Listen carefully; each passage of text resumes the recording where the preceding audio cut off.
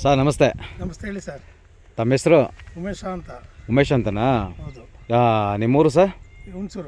ಹುಣಸೂರು ಹತ್ರ ಟೌನೇನಾ? ಹೌದಾ ಸರ್, ನಿಮ್ಮ ಶುಂಠಿ ನೋಡಿದೆ ನಾನು, ಭಾಳ ಖುಷಿ ಆಯಿತು. ಭಾಳ ಚೆನ್ನಾಗಿ ಮಾಡಿದ್ದೀರಾ. ಎಷ್ಟು ಎಕರೆ ಪ್ಲಾಟು ಸರ್ ಇದು? 1.25 ಎಕರೆ. 1.25 ಎಕರೆ ಪ್ಲಾಟ್ ಇದು. ಹೌದಾ, ಎಷ್ಟು ದಿನ ಆಗಿದೆ ಸರ್ ಇದು ಶುಂಠಿ ಹಾಕಿ? 55 ದಿನ ಆಗಿದೆ ಸರ್. 54 ದಿನ. 54 ದಿನ. ನೀವು ಎಷ್ಟು ಸ್ಪ್ರೇ ಮಾಡಿದ್ದೀರಾ ಸರ್ ಇದಕ್ಕೆ? ಒಂದು ಸ್ಪ್ರೇ ಮಾಡಿದ್ದೀನಿ, ಒಂದು ಟ್ರಂಚಿಂಗ್ ಮಾಡಿದ್ದೀನಿ, ಒಂದು ಗೊಬ್ಬರ ಹಾಕಿದ್ದೀನಿ ಸರ್. 3 ಥರ ಮಾಡಿದ್ದೀರಾ? 55 ದಿನಕ್ಕೆ 3 ಥರ ಮಾಡಿದ್ದೀರಾ. ಸ್ಟಾರ್ಟಿಂಗಲ್ಲಿ ಏನು ಮಾಡಿದ್ರಿ ಸರ್? ಗೊಬ್ಬರ ಹಾಕಿದ್ರಾ, ಇಲ್ಲ ಸ್ಪ್ರೇ ಮಾಡಿದ್ರಾ, ಇಲ್ಲ ಡ್ರೆಂಚಿಂಗ್ ಮಾಡಿದ್ರಾ ಸರ್? ಸ್ಟಾರ್ಟಿಂಗಲ್ಲಿ ನನಗೆ ಏನಾಗ್ತದೆ ಅಂದರೆ, ಮಳೆ ಸ್ಟಾರ್ಟ್ ಆಯಿತು.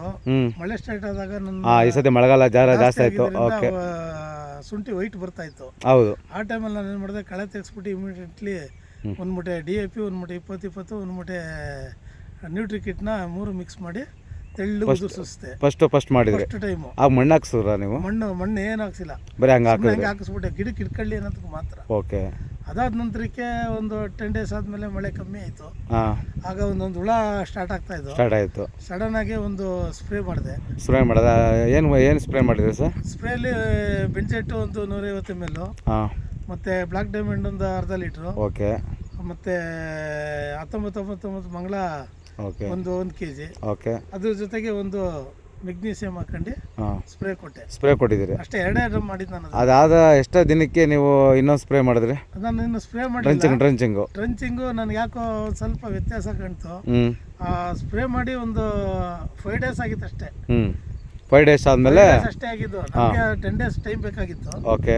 5 ಡೇಸ್ ಆಗಿತ್ತು. 10 ದಿನ ಆದ ನಂತರ ನಾನೇನು ಮಾಡಿದೆ, ಒಂದು ಎಕರೆಗೆ 1/4 ಎಕರೆಗೆ 1 ಡ್ರಮ್, ಹಂಗೆ 1.25 ಎಕರೆಗೆ 8 ಡ್ರಮ್ ತಂದಿದ್ದೆ ನಾನು. 8 ಡ್ರಮ್ಮು? 8 ಡ್ರಮ್. 1.25 ಎಕರೆಗೆ 8 ಡ್ರಮ್ ಸ್ಪ್ರೇ ಮಾಡಿದ್ದಾರೆ. ನೋಡಿ ಸ್ನೇಹಿತರೆ, 8 ಡ್ರಮ್ಮು. ಇದನ್ನು ಈ ಥರ ನಿಮಗೆ ಗ್ರೋತ್ ಬರಬೇಕು ಅಂತ ಅನ್ನೋದಾದರೆ ಇವರು ಏನು ಹೇಳ್ತಾರೆ ಅದನ್ನು ನೀವು ಅನುಸರಿಸ್ಬೇಕು. ಯಾಕೆಂದರೆ ಈ ಫ್ಲ್ಯಾಟು ತುಂಬ ಚೆನ್ನಾಗಿ ಬಂದಿದೆ, ತುಂಬ ಚೆನ್ನಾಗಿ ಮಾಡಿದ್ದಾರೆ. ಅವ್ರು ಏನು ಮಾಡಿದ್ದಾರೆ ಅದನ್ನು ಅವರು ಸತ್ಯವಾಗಿ ಅವೆಲ್ಲ ಅವರು ಪಾಪ ಇಲ್ಲಿ ನೋಡಿ ಎಲ್ಲ ಔಷಧಿಗಳು ಏನು ಮಾಡಿದ್ದಾರೆ ಅದನ್ನೆಲ್ಲ ನಾನು ಅಬ್ಸರ್ವೇಷನ್ ಮಾಡಿದೆ. ಅವ್ರು ಏನು ಹೇಳಿದ್ದಾರೆ ಅದು ಸತ್ಯವಾಗಿದೆ. ಅದನ್ನು ನಮಗೆ ತೋರಿಸಿದ್ದಾರೆ. ನಾನು ಅದನ್ನು ನಿಮಗೆ ಹೇಳ್ತೀನಿ, ಅದಕ್ಕೆ ಯಾವ್ಯಾವ ಔಷಧಿ ಅವರು ಡ್ರೆಂಚ್ ಮಾಡಿದ್ದಾರೆ ಅಂತ ನಾನು ಹೇಳ್ತೀನಿ ಸರ್. ಆಮೇಲೆ ಡ್ರೆಂಚಿಂಗ್ ಆದಮೇಲೆ ಇನ್ನೇನು ಕೊಟ್ಟಿಲ್ಲ ಅನ್ಕೋತೀನಿ. ಕಳೆ ಕಿಳಿಸಿದಿರಿ, ಮತ್ತು ಜೋಳ ಕಡಿ ಹಾಕಿದ್ರ, ಹುಲ್ಲೇನು ಹಾಕಿಲ್ಲ? ಈಗ ನಿಮ್ಮ ಪ್ರಕಾರ ಸರ್, ಇದು ನೀವು ಎಷ್ಟು ವರ್ಷದಿಂದ ಜೋಳ ಕಡಿ ಹಾಕ್ತಾ ಇದ್ದೀರಾ, ಅಥವಾ ಅದನ್ನ ಮುಂದುವರ್ಸ್ಕೊಂಡೇ ಬಂದಿದ್ದೀರಾ? ಫಸ್ಟ್ ಟೈಮ್ ಹುಲ್ಲು ಹಾಕ್ತಿದ್ರಾ, ನೆಲ್ಲುಲ್ಲೆಲ್ಲ ಹಾಕ್ತಾರ?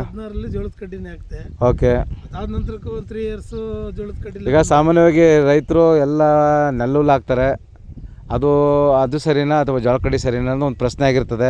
ಈಗ ನಿಮ್ಮ ಕಡೆಯಿಂದ ನಮಗೆ ರೈತರಿಗೆ ನೀವು ಒಂದು ಗುಡ್ ಸೊಲ್ಯೂಷನ್ ಕೊಡಬೇಕು. ಯಾಕೆಂದರೆ ಇಷ್ಟು ಚೆನ್ನಾಗಿದೆ ಶುಂಠಿ ಅನ್ನೋದಾದರೆ ನನ್ನ ಪ್ರಕಾರ ಜೋಳ ಕಡ್ಡಿ ಹಾಕಿರೋದು ಉತ್ತಮ ಅಂತ ಅನ್ಕೋತೀನಿ. ನಾನು ಹುಲ್ಲನ್ನು ಮುಚ್ಚಿದ್ದೀನಿ ಹಿಂದೆ ಒಂದು.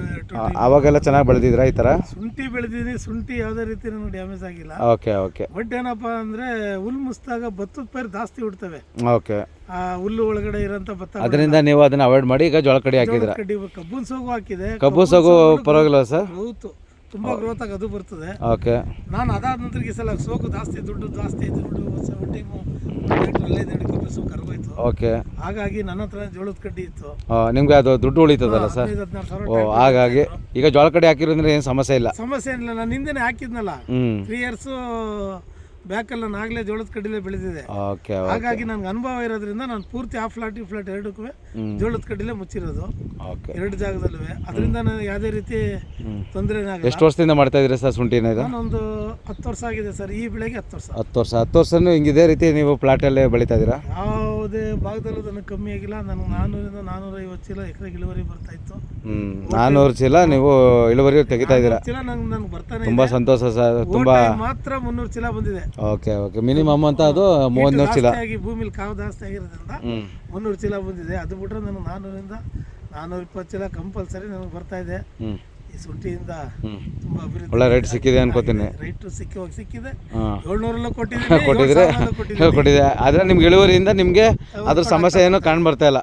ನನಗೆ ಇಲ್ಲಿವರೆಗೆ ಅಂತ ಅನ್ನೋದು ಯಾವುದೇ ರೀತಿ ಹ್ಞೂ ಲಾಸ್ ಅಂತ ಬಂದಿಲ್ಲ. ಹ್ಞೂ ಬರೋಂಥದ್ರಲ್ಲಿ ನಮ್ಮ ಗ್ರೋತ್ ಚೆನ್ನಾಗಿ ಬಂದು ಇಳುವರಿ ಸಿಕ್ತು ಅಂದರೆ 1,500,000 ಆದಾಗಲೂ ನಮಗೆ ಮ್ಯಾನೇಜ್ ಆಗ್ತಾ ಬರ್ತಾನೆ ಇದೆ.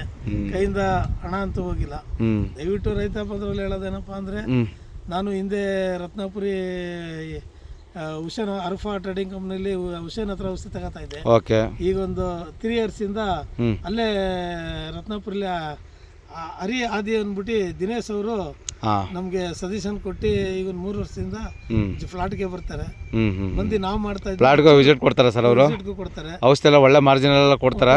ಏನು ತೊಂದರೆ ಇಲ್ಲ. ಎಲ್ಲ ನನ್ನ ಹತ್ರ ಬಿಲ್ಗಳಿದೆ, ನಿಮಗೆ ತೋರಿಸ್ತೀನಿ. Okay okay okay. ಹಾಗಾಗಿ ಇದ್ರಲ್ಲಿ ನಮಗೆ ನೋಡಿ ಸರ್, ರೈತರು ಯಾರು ಬೆಳೆದ್ರು ರೈತರೇ. ಹಾಂ ರೈತರು ಎಲ್ಲ ಬೆಳೀಲಿ ಅಂತ ನೀವು ಆಶಿಸ್ತೀರಾ? ರೈತರು ಚೆನ್ನಾಗಿರೋ ದೇಶನೇ ಚೆನ್ನಾಗಿರ್ತದೆ ಅನ್ನೋ ನಮ್ಮೊಂದು ಮನಸ್ಸು. ಓಕೆ ಸ್ನೇಹಿತರೆ, ಏಕೆಂದರೆ ಈ ರೈತರು ತಮ್ಮ ಅನುಭವವನ್ನು ಹಂಚ್ಕೊಂಡಿದ್ದಾರೆ. ಏಕೆಂದರೆ ಜಾಸ್ತಿ ಟೈಮ್ ಇಲ್ಲ.